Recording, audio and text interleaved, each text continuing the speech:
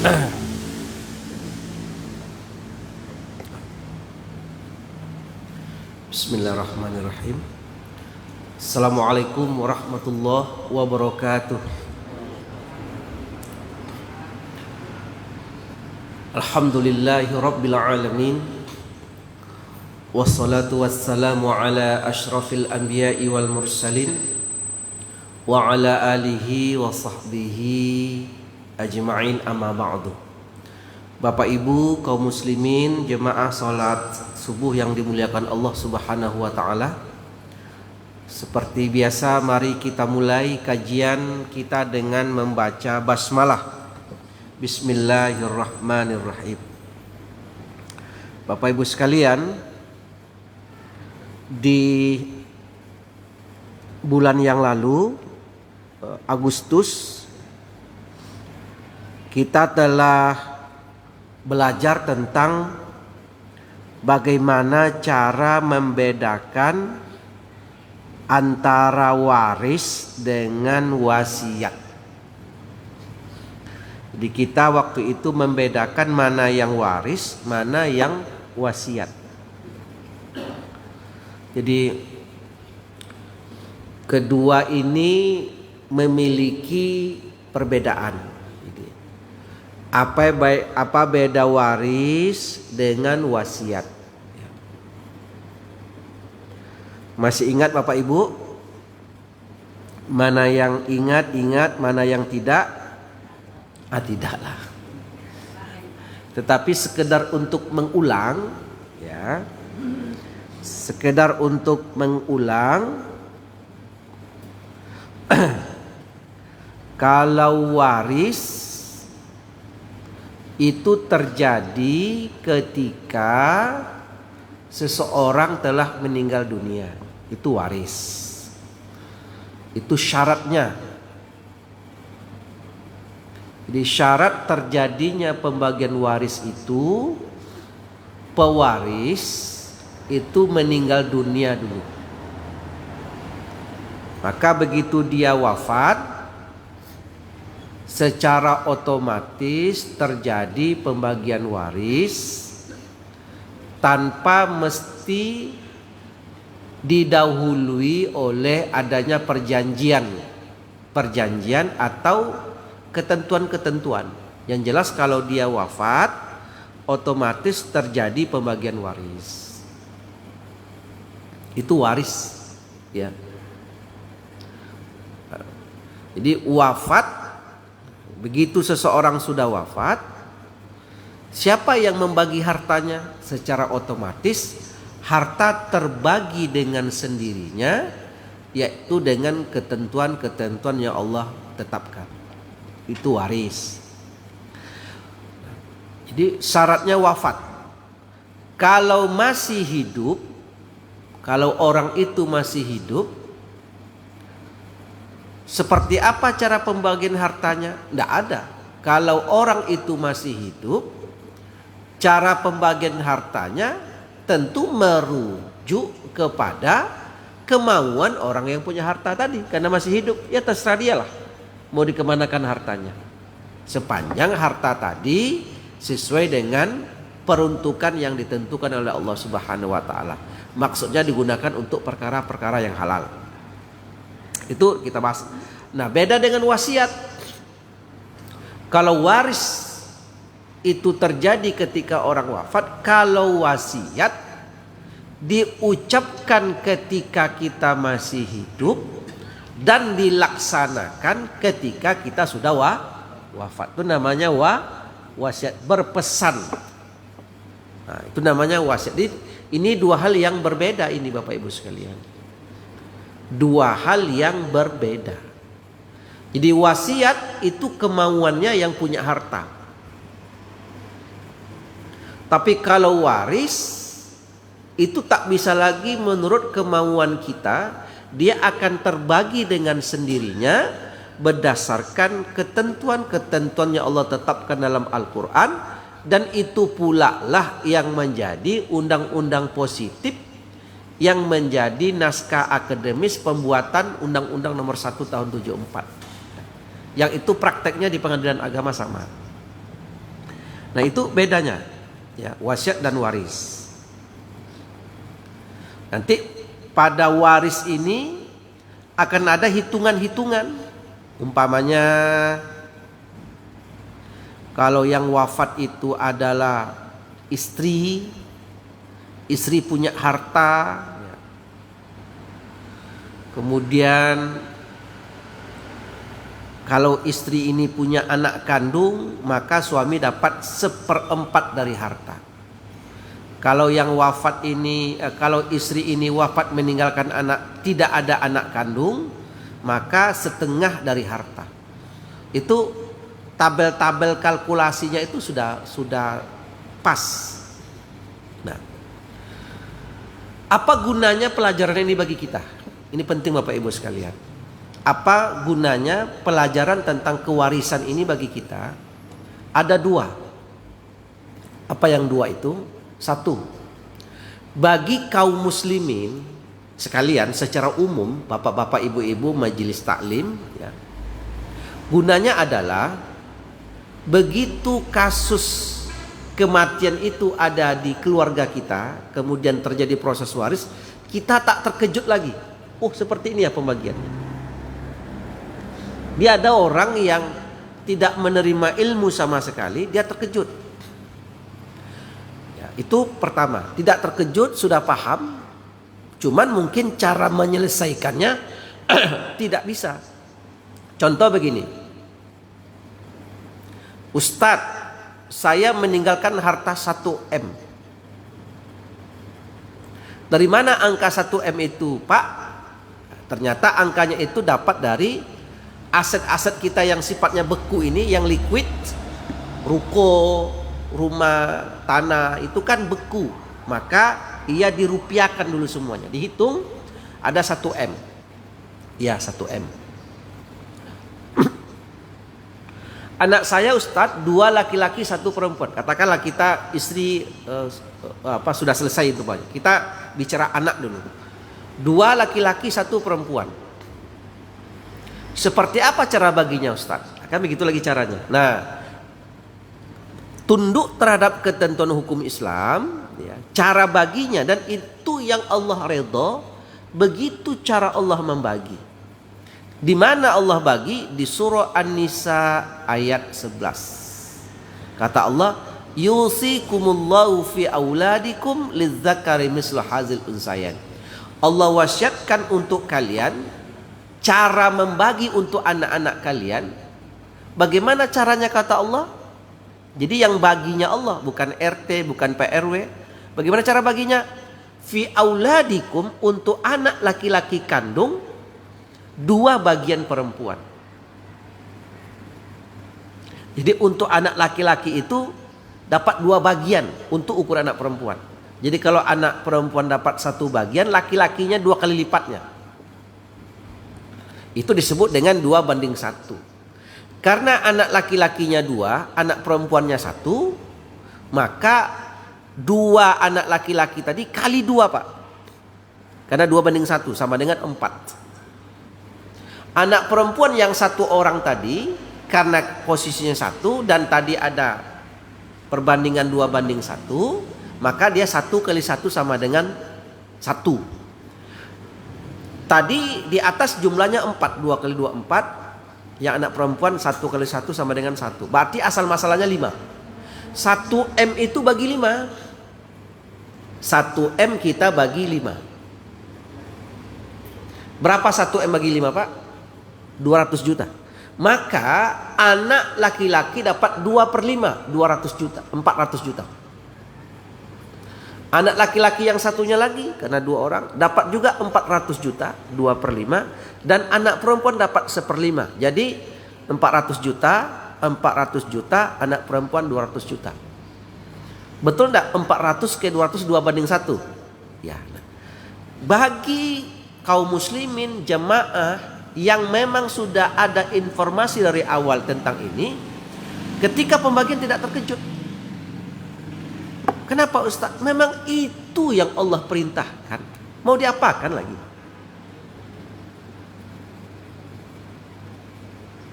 Ustaz, kita kalau subuh kan 2 rakaat Ustaz. Ya. Kita kan segar-segar, kenapa tidak 3? Itu yang Allah perintahkan. 2:1 itu yang Allah ridho. Maka ada doa kita di surah Al-Ahqaf ayat 15. Rabbi auzi'ni an ashkura ni'matakal lati an'amta alayya. Sambung Bapak Ibu. Nah, itu surah Al-Ahqaf ayat 15. Doa yang paling baik adalah doa yang Allah kutip dalam Al-Quran. Al-Ahqaf ayat 15. Ya Allah, anugerahkan aku,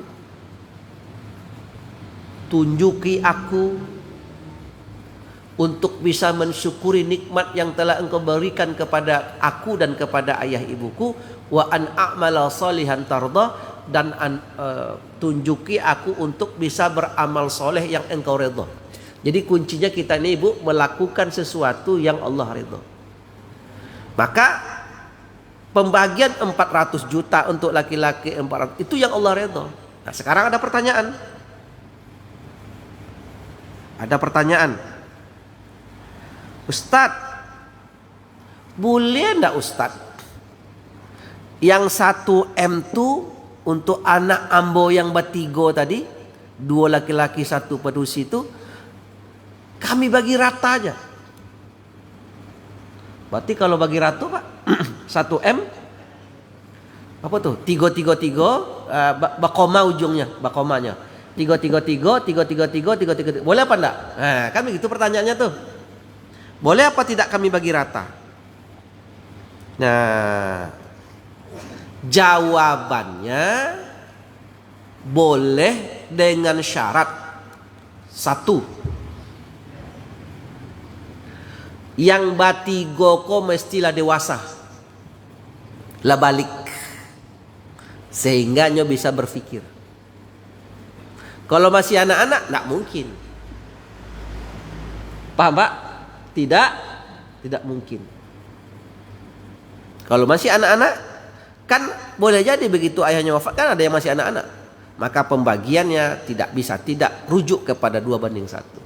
Tapi kalau ingin juga musyawarah, 1 ahli waris ketiganya sudah balik.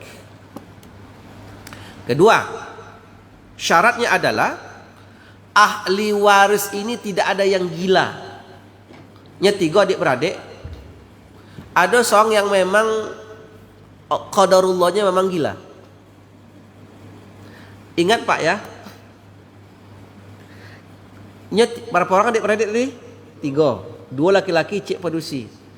Walaupun yang laki-laki kok masih bayi, dan yang laki-laki satunya lah dewasa, lah babini, pembagiannya tetap 400 juta yang laki-laki, 400 yang perempuan. Karena yang ditengok itu laki-lakinya, bukan besar atau kecilnya. Jatah untuk waris ini. Nah, gitu dia kokohnya.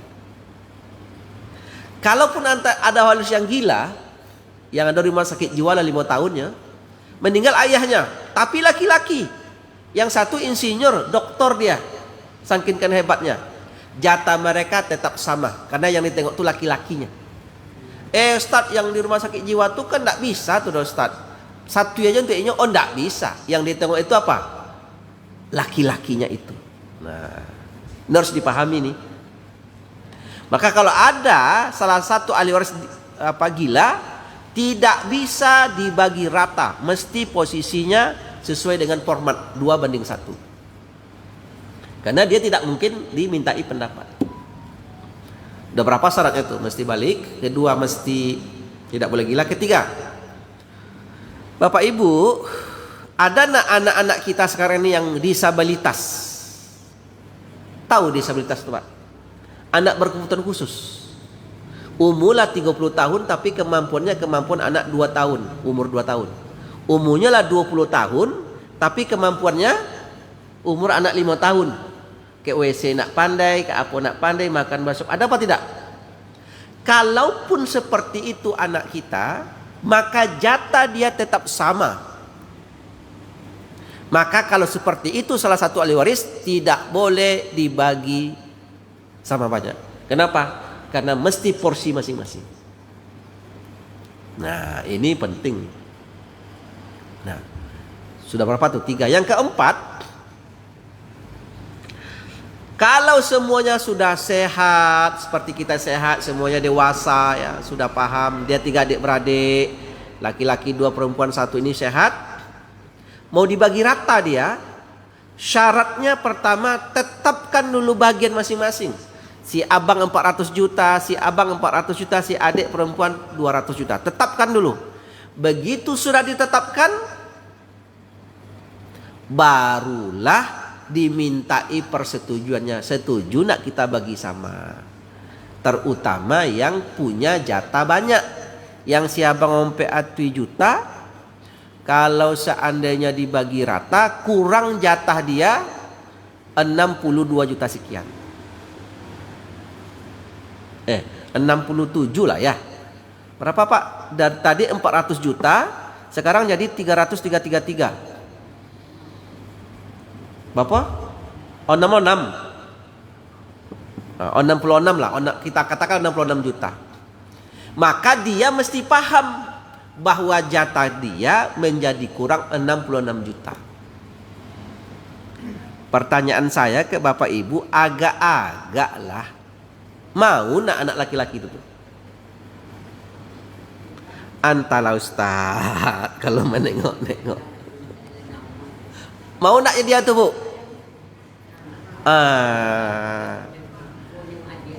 Ibu dengan adiknya maunya.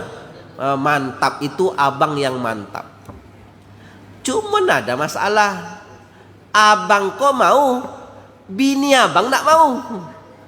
Apalah bang, 66 bang itu kalau pewa umroh bisa 2 orang tuh bang, suami istri ada. Iyalah kalau 1 M. Kalau 10 M tentu selisihnya 666 juta. Nah itu Pak. Nah jadi apa namanya, itu ketentuan. Nah kenapa ini kita sampaikan di pengajian-pengajian, supaya kita tidak hanya meminta keridhaan Allah di bidang ibadah saja, tapi seluruh aspek kehidupan kita minta supaya Allah redha dengan sikap kita, termasuk dalam persoalan memperlakukan harta. Betul apa tidak? Ya, itu Allah redha. Ustadz yang macam-macam kini itu kan ada masalah ada Ustadz. Dibagi rato, anak diam ya. Kemudian kan terjadi tengah masyarakat. Ingat, di kiri kanan kita, baik sebelah keluarga kita yang laki-laki yang perempuan, ada enggak mereka punya kasus tentang pembagian harta yang enggak jelas? Kadang-kadang kita menghadapi. Tetapi kalau kita ini tunduk terhadap ketentuan yang kami sebut tadi, ada 2 ketentuan kita orang yang pemilik harta yang akan wafat ini. 1, apabila nanti mereka bersengketa pergi ke pengadilan agama, kan itu tentu lembaga akhir ya yang akan menyelesaikan, maka mereka akan menyelesaikan persis dengan ketentuan hukum Islam ini. Apa yang kami jelaskan ini akan sama dengan hakim di pengadilan.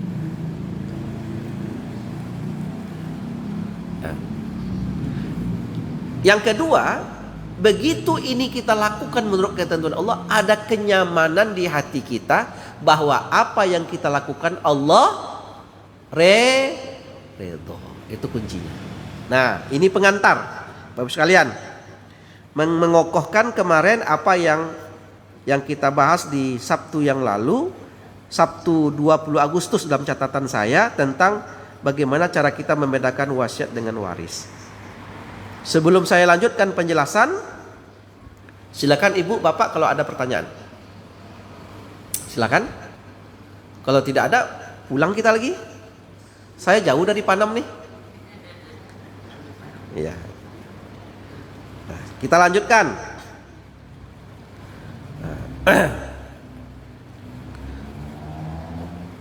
Terkait dengan suami istri, bagaimana ketentuannya? Umpamanya ada seorang perempuan wafat suaminya. Seorang perempuan wafat suaminya. Umurnya sekitar 40 tahun. Dia meninggal dunia karena wafat. Dari hasil dari suaminya tadi, ternyata istri ini memiliki harta waris sekitar 10 M. Umur 40 tahun, kemudian 10 M, dan tidak memiliki anak kandung. Tidak memiliki anak kandung. Tapi ya punya saudara kandung. Masih punya ayah dan ibu ya. Masih punya ayah ibu. Jadi ayah ibunya masih hidup. Saudara kandung ada, teman satu saja. Dia tidak punya anak kandung. Kekayaannya 10 M. Dalam bentuk aset, ruko, rumah, mobil ya. Kemudian ada aset yang sifatnya emas ya. Nah, ya. Jadi ada aset yang sifatnya cair, ada yang beku gitu. Kemudian ibu yang 40 tahun tadi, setahun, 2 tahun. Padahal dari awal dia sudah komit ini tidak akan menikah lagi. Cukuplah suami kemarin satu-satunya. Cuman janjinya itu semakin tahun semakin memudar. Nah, itu dia. Masuk tahun ketiga dia sudah dapat pengganti. Jadi bapak ini jangan percaya diri betul Pak. 3 tahun udah hebat tuh. Dapatlah pengganti. Masih bujang, umur 34 tahun. Jadi selisih dengan dia cuma 6 tahun sekian. Setahun menikah, 2 tahun si ibu punya 10 M aset. Setahun, 2 tahun, 3 tahun, 4 tahun.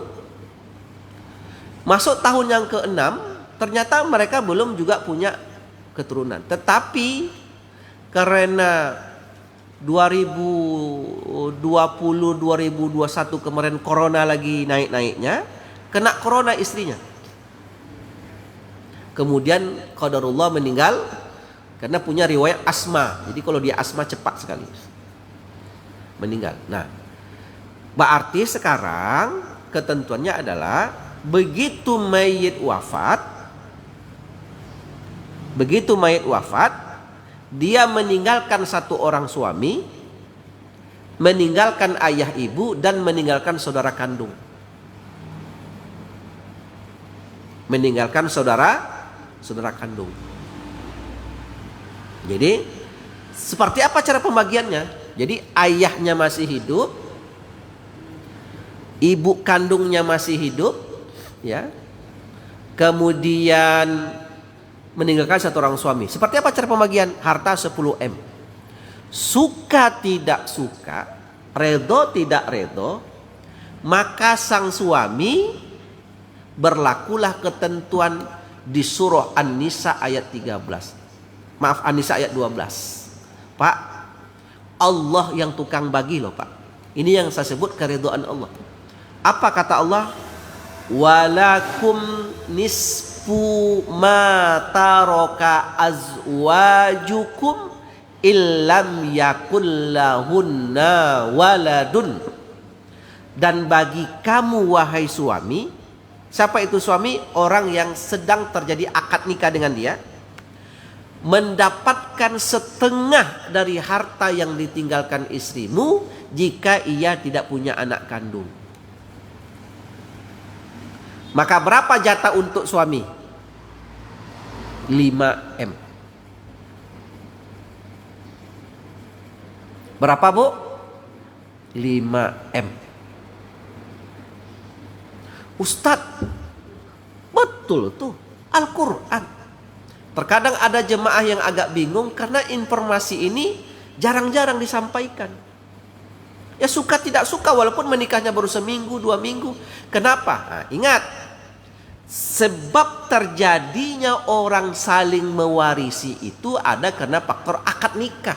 Jadi akad nikah ini mengakibatkan kita saling waris mewarisi.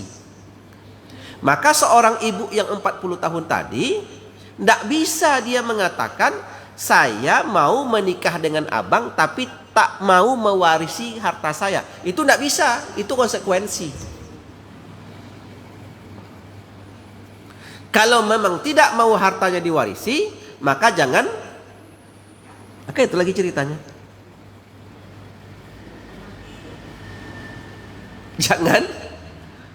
jangan menikah. Terus kan setengah dari harta.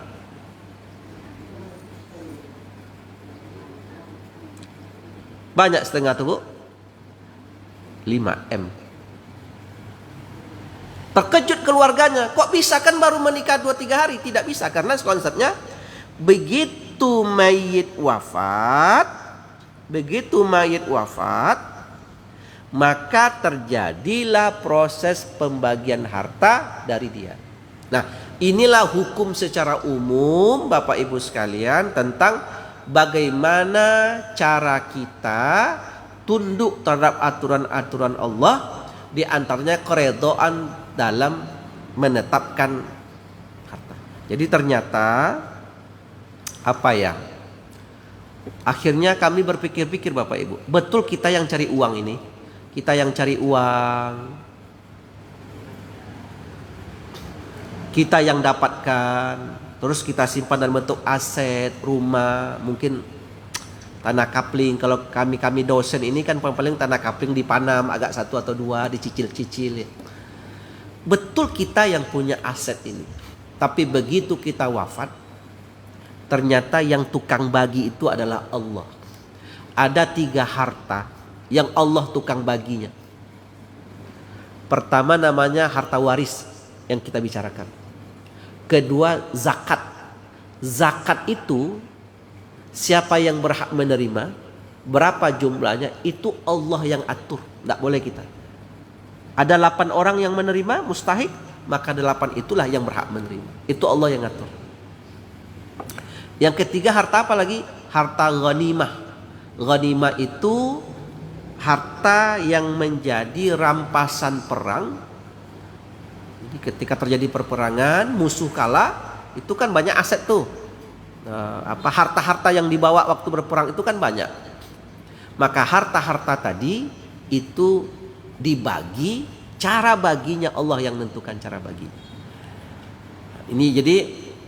Ini semacam ketawaduan kita. Maka ada hal yang perlu kita ingatkan ke Bapak Ibu termasuk saya. Sebelum kita ini mewariskan harta ke anak-anak, ada satu yang penting dulu. Apa itu? Dalam Al-Quran itu Allah meminta kita mewariskan kepada anak-anak kita tuh tauhid, keimanan, akhlak, budi pekerti, adab. Jadi kalau anak kita sudah beradab, berilmu, berakhlak, beriman, bertauhid, ketika kita wafat, insya Allah harta tidak jadi masalah. Betul apa tidak? Aman. Seberapa banyak pun harta Bapak Ibu, insya Allah tidak jadi masalah. Karena Anda ini orientasinya bukan harta. Tapi hati-hati, harta Bapak Ibu banyak, tapi jiwa anak lemah. Orientasinya harta, gaya hidupnya itu mewah. Ada anak, harta orang tuanya banyak, gaya hidup mewah. Ya, kalau main ke Jakarta, kalau main ke Singapura, ya biasa bermewah-mewah, padahal pendapatan dia nol, karena hanya bersumber dari orang tua saja. Pendapatan nol. Apa yang terjadi? Begitu orang tua wafat, harta kan statis, tidak bertambah karena tidak diusahakan lagi. Hanya menghabiskan yang ada lagi. Jual. Aset berkurang, sementara kehidupan mewahnya itu tidak berubah. Ini hati-hati nih. Mereka akan bahasa sekarang searching, akan dicarinya terus harta ayahnya untuk dijual, untuk memenuhi pola hidupnya yang sudah terlanjur mewah ini. Itu nanti berbahaya. Kami sudah banyak menemukan perkara-perkara seperti ini. Tapi kalau harta aset ayahnya banyak, anaknya sudah punya usaha tersendiri, tapi keimanan dan ketakutannya kokoh, orientasinya bukan memiliki, tapi menginfak dan mewakafkan. Saya ketemu Pak, ada ruko ayahnya, ada salah satu jemaah punya 2 pintu rumah sewa. Ustadz, kami punya 2 pintu rumah sewa. Sejak wafat ayah, Iko kami sewanya kami infakkan ke masjid hasilnya. Tapi Ustadz kini tidak ada yang merawat Ustadz. Terus ibu apa? Rencana kami jual aja lah. Ada sekitar 400 juta, sapintu 2 tui, kami jual. Kami serahkan ke masjid hasilnya. Apa pendapat Ustadz? Saya pikir mantap bu. Tapi ada yang lebih mantap. Apa itu? Tak usah ibu jual pokok hartanya itu. Tapi apa? Pokoknya itu ibu wakafkan ke masjid. Paham Pak? Jadi wakafkan pokoknya rumah dengan tanah itu ke masjid. Kalau dia wakaf selama-lamanya sampai kiamat tidak akan bisa dijual belikan, dia tetap. Makanya hasil dari bangunan tadi bisa untuk masjid. Sudahlah pokoknya itu diwakafkan, hasilnya juga akan diwakafkan. Lebih bagus daripada diambil 400 juta kasih ke masjid, dia nanti konsumtif, sifat sedekahnya akan habis. Tapi kalau wakaf dia permanen. Sampai sekarang tercatat di Bank Arab Saudi itu, wakaf Utsman bin Affan itu, wakaf tanah kebun korma Utsman bin Affan itu yang masih dikelola pemerintah Arab Saudi per tahun 200 M. Setahun Pak. Sudah ribuan tahun orangnya wafat, tetapi pahalanya masih tetap mengalir. Masya Allah. Ada kalimat di sana saya baca tadi, badan boleh meninggal dunia tapi pahala tetap mengalir. Betul Pak. Ini pintar nih pengurus buat. Ini luar biasa nih. Jadi apa, kita boleh meninggal dunia tapi pahala terus mengalir. Ya seperti tadi. Orang tuanya itu boleh meninggal dunia tapi pahala terus mengalir. Nah, jadi bapak-bapak yang punya aset gitu caranya. Ya. Nah, demikian Bapak Ibu, bila tidak ada, saya memang dari tadi berniat betul akan cepat menyelesaikan, karena saya ada mau kegiatan keluar kota nih Pak. Jadi memang agak pagi sedikit perginya. Bapak Ibu tidak ada pertanyaan ya. Seperti biasa, mohon maaf. Memang pagi ini kami mohon izin agak lebih cepat. Kemudian insya Allah di minggu depan itu akan kita bahas. Saya sudah catat. September itu besok adalah hukum terjadinya hukum penundaan pembagian waris. Ya. Ibu, kita sering enggak kalau ibu ayah kita sudah wafat langsung kita bagi harta atau tidak? Kita tunda dulu ya, 1 tahun, 2 tahun, 3 tahun. Bahkan ada pula sudah wafat pula salah satu ahli waris, belum juga dibagi lagi. Ada apa tidak? Nah, nanti kita bahas apa hukumnya. Dan boleh enggak waris itu ditunda? Jadi saya catat ini di bulan depan supaya tidak lupa nih. Penundaan pembagian waris. Nanti akan kita lihat, ada orang adik-beradik 5 orang. Ada adik mengatakan, "Bang, bila awak bagi waris harta ayah, itu kena marah adiknya tuh. Kamu nih apa bahasa kitanya? Terlalu apa namanya nih? Tamak betul lah itu, serakah betul itu." Nah, nanti kita lihat. Boleh jadi apa yang dilakukan adik itu betul. Karena semakin cepat kita bagi, itu semakin baik, semakin menjelaskan kedudukan siapa milik siapa, selesai perkara cepat. Betul apa tidak? Nah, nanti kita jelaskan. Demikian Bapak Ibu, lebih dari kurang mohon maaf, saya mohon izin. Wassalamualaikum warahmatullahi wabarakatuh. Pak, mau izin langsung Pak.